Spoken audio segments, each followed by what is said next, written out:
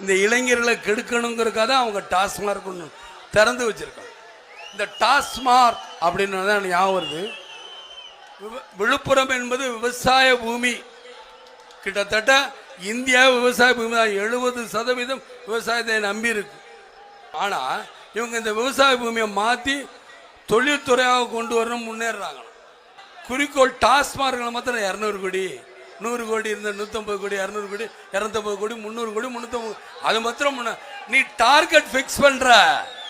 அதே டார்கெட் என்னுடைய விவசாயிகள் நல்லா வரணும் ஃபிக்ஸ் பண்ண பார்த்துருவோம்.